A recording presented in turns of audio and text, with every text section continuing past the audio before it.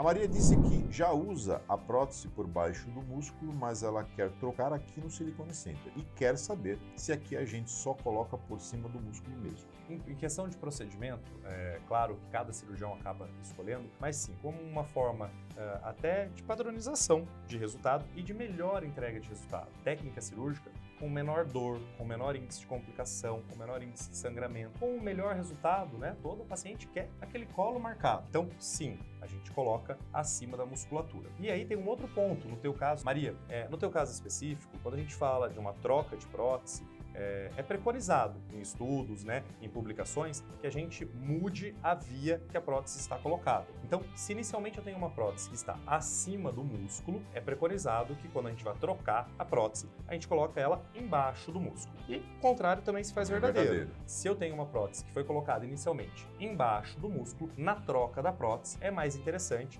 que a gente coloque a prótese em cima do músculo. Lembrando, medicina não é uma ciência exata, vai do conhecimento técnico de cada cirurgião. Não existe um certo absoluto, nem um errado absoluto. Tudo é possível, vai da experiência de cada um e desse alinhamento de expectativas, né? E de confiança médico-paciente. E aqui uma moça que não mandou o nome, mas perguntou se quem tem anemia falciforme pode pôr silicone com HB8. Vamos lá. Então, por isso a importância da gente fazer toda a avaliação pré-operatória. Eu estou em crise falcêmica, quanto que eu tenho de hemoglobina? Eu estou em acompanhamento ou não com a minha hemato? Tudo isso vai interferir. Ter anemia falciforme não impede a colocação de uma prótese de silicone, mas aí talvez a gente precise de cuidados maiores, né, redobrados em relação àquela paciente. Por isso, a consulta pré-operatória ela é tão importante, ela é individualizada. Pessoas que têm anemia falciforme, pode colocar prótese? Pode, mas aí a gente vai ter que fazer um reforço por trás disso, da situação, da história médica dela, para poder colocar com segurança. E a Maria de Lourdes, ela pergunta se é verdade que depois de 2 meses o silicone cai. Então isso é uma mentira na realidade. O silicone não cai.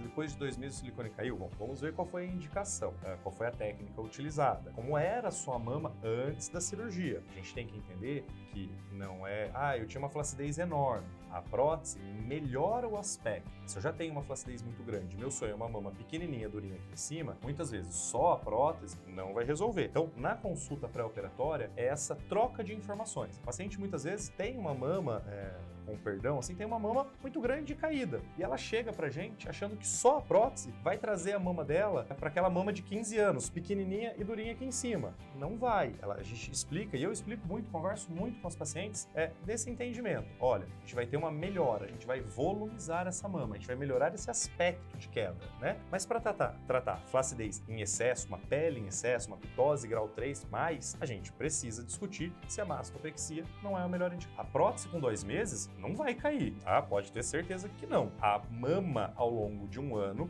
sofre algumas modificações. A gente fala como se a prótese estivesse assentando, né? Muitas vezes no pós-imediato, o colo está muito alto, a areola até tá olhando para baixo, elas brincam. O doutor vai ficar assim, não, a prótese vai assentar, mas ela não vai cair. Claro, tem que avaliar cada caso e entender como é que era essa mama antes também, né? Então, isso é importante. A Dai Souza perguntou se pela consulta online tem como o médico falar se vai precisar fazer mastopexia. Sim, é possível, tá? Uma consulta de telemedicina, ela é tão igual, né? Ou muito semelhante, eu diria, né, a uma consulta presencial, tá? Mas o doutor ele pode falar melhor, inclusive, para você sobre como ele pode te avaliar e determinar se você vai precisar de uma mastopexia ou não. Vou aproveitar aqui para falar da consulta. Bom, eu particularmente sou um cara das antigas, pode não parecer. Eu adoro consulta presencial, eu sou carente, eu adoro a paciente ali comigo para conversar, conhecer a história, entender o sonho dela. Mas você conversa bastante. Mas eu entendi na minha terapia que isso é uma carência minha, não é uma carência da paciente, né? A tecnologia está aí para ajudar a gente, e a consulta, eu não vou dizer que há uma perda ou um prejuízo na consulta online, pelo contrário, né? Ela permite que a gente consiga aumentar o número de pessoas com as quais a gente vai realizar o sonho. Na presencial, além de suprir a minha carência de uma conversa ali tete a tete, vamos falar assim, a gente consegue experimentar algumas próteses, né? Colocar a prótese com um sutiã para o paciente ter uma ideia um pouco melhor como vai ser o resultado após a cirurgia. No online, a gente não consegue fazer isso, mas no online, a gente gente consegue fazer a avaliação da mesma forma. A única coisa que a gente não vai conseguir é fazer com que a paciente prove as próteses que estão aqui. Mas sim, a gente consegue definir se ela tem uma indicação de mastopexia ou não. Né? A gente vai medir essa mama junto. Então, outra coisa, você que é online é importantíssimo.